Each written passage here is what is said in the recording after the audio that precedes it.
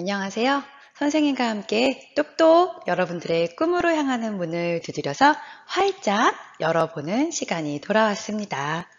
오늘 우리가 배울 단어는 단어의 의미입니다. 자, 오늘의 우리 핵심 열쇠적 학습 목표는 단어의 의미 관계, 총 3가지의 관계에 대해서 배울 거고요. 그리고 굉장히 중요한데 동음이의어와 다이어 이 2가지를 구별하는 것에 대해서 배워보도록 합니다. 먼저 첫 번째 유의 관계인데요. 유의어란 말소리는 다르지만 의미가 같거나 비슷한 단어들을 말합니다. 자, 유의관계에 있는 단어들은 의미가 비슷하지만 쓰이는 상황과 가리키는 대상의 범위가 다른 경우도 있는데요. 유의어의 가장 쉬운 예로는 이런 거죠. 엄마, 어머니, 아빠, 아버지 이러한 경우인데요. 우리가 그냥 사적인 자리에서는 엄마, 엄마 이렇게 불러도 되겠지만 좀 공적인 자리, 선생님께 이야기를 할 때 뭐 이런 상황에서는 우리가 좀 더 공손하게 저희 어머니께서 뭐 이렇게 말할 수가 있을 거예요. 그래서 엄마와 어머니 이러한 것들이 유의 관계에 있는 단어입니다. 반면 반의 관계는 서로 의미가 반대가 되거나 대립되는 단어를 말합니다. 그런데 반의 관계가 성립이 되려면 한 쌍의 반의어 사이에 하나의 의미 자질만 다르고 나머지 의미 자질들은 공통적이어야 한다는 특징이 있는데요. 예를 들어서 아버지와 어머니가 있어요. 그러면 부모님이라는 공통점이 있죠. 그런데 남성과 여성이라는 차이점이 있어요. 그래서 이것은 하나의 의미 자질만 다르고 나머지는 같기 때문에 아버지와 어머니는 반의 관계에 있다고 볼 수가 있겠습니다. 그런데 소년과 할머니를 볼까요? 공통점은 모두 다 사람이라는 거죠. 그렇죠. 그런데 차이점은 우선 성별도 다르고요. 그리고 또 세대도 다릅니다. 이렇게 의미 자질들이 여러 가지가 다르면 우리는 이것을 반의 관계에 있다고 보지는 않습니다. 그래서 소년과 할머니는 반의 관계에 있는 단어가 아니다. 또 이러한 반의 관계에는 상호 배타적인 관계와 또 정도에 따른 반의 관계, 그리고 마지막으로 방향, 대칭의 반의 관계가 있는데요. 상호 배타적인 것은 살다, 죽다. 자, 이 중간에 우리 뭔가가 올 수가 있을까요? 없죠. 사는 것 아니면 죽는 거예요. 그렇죠? 이렇게 서로 배타적인 관계도 있고 또 정도에 따른 것도 있습니다. 길다와 짧다. 사실 상대적인 거죠.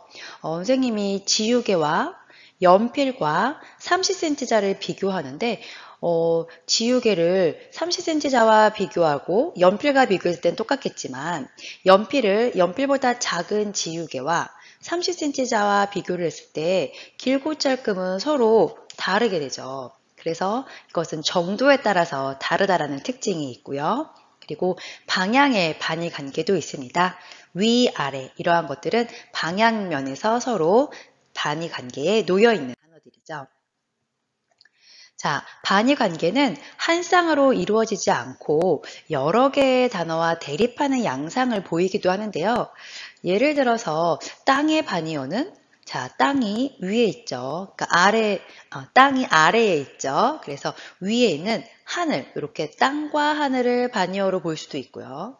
자, 땅은 육지예요. 그쵸? 그럼 이번에 이제 해양으로, 바다로 가면 또 땅과 바다, 이렇게 반의어도 될 수가 있습니다. 그래서 반의어는 꼭 한 쌍이 아니라는 거. 이렇게 여러 개의 단어와 대립하는 양상을 보일 수도 있다는 것 알으세요. 자, 마지막으로 상하관계인데요. 상하관계는 2개의 단어 중 한 단어의 의미가 다른 단어의 의미를 포함하거나 또는 다른 단어의 의미에 포함이 되는 것을 말합니다. 그래서 상이어는 다른 단어를 포함하고요. 하이어는 다른 단어에 포함이 되는 것이죠. 자, 그런데 이것도 새를 한번 볼게요. 자, 동물과 새를 비교하자면 여기에서 상이어는 동물, 하이어는 새가 되죠. 그런데 이러한 새를 비둘기와 비교하자면 이번에는 새가 동물과 비교했을 때는 하이어였지만 비둘기와 비교했을 때는 상이어가 될 수도 있는 거죠. 그래서 상이어와 하이어의 구분은 상대적이라는 것 꼭 알아두시고요.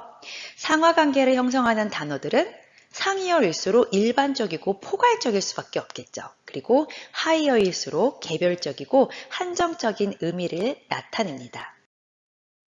이렇게 단어의 의미관계는 유의관계, 반의관계, 상하관계 이렇게 크게 우리가 세 가지로 나누어 볼 수 있다는 것 꼭 기억하세요. 자, 이번에는 우리가 다이어와 동음 이의어에 대해서 볼 건데요. 먼저 다이어는 두 가지 이상의 여러 가지 의미를 가진 단어를 말하고 동음 이의어는 소리는 같지만 동음이죠. 소리는 같지만 이의, 뜻이 다릅니다. 뜻이 여러 개인 단어들을 말합니다. 자, 우리 구체적인 예를 한번 볼게요.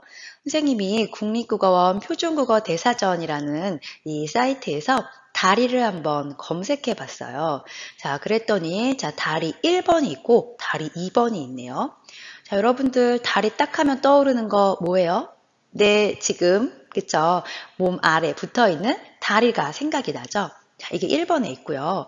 자, 2번은 물체 아래쪽에 붙어서, 그렇죠? 예를 들어서 책상 다리, 이러한 것들입니다. 그래서 1번은 사람 다리, 또 2번은 물체 아래쪽에 붙어 있는 거. 그렇죠? 또 3번도 4번도 있었는데요.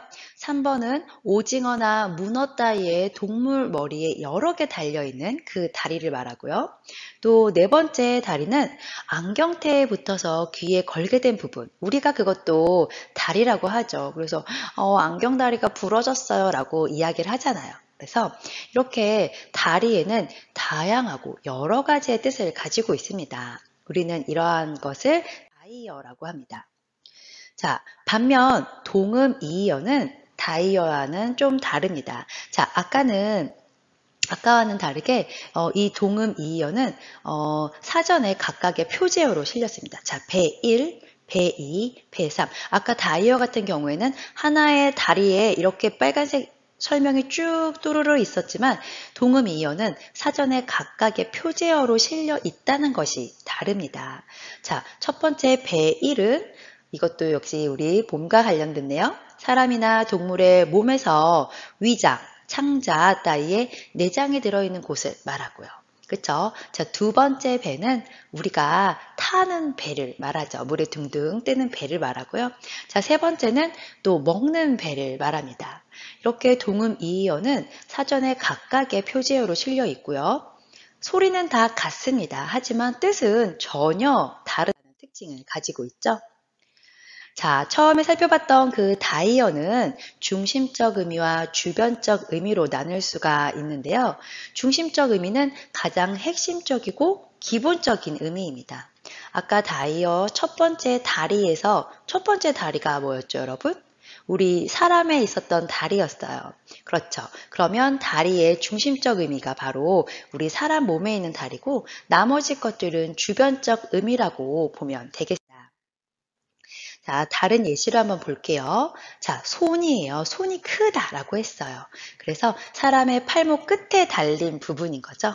자, 여기에서 이러한 손, 그리고 두 번째 손은 그 작업은 손이 많이 가. 이것은 어떠한 사람의 노력, 힘, 이런 거를 말합니다.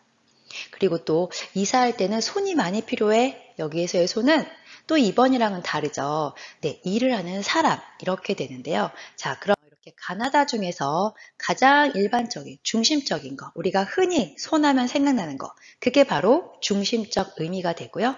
나머지의 것들은 주변적 의미라고 보면 되겠습니다. 자, 그래서 다이어 선생님이 손을 한번 찾아봤더니 자, 1번이 바로 사람의 팔목 끝에 달린 부분 이렇게 나오고요. 2번은 손끝에 5개로 갈라진 부분, 우리가 손가락, 그런데 이것도 우리가 흔히 손이라고 하지요. 그래서 이거는 주변적 의미입니다. 그리고 일을 하는 사람이나 그리고 어떤 일을 하는데 드는 사람의 힘이나 노력 이런 것도 모두 다 주변적 의미에 속하겠죠.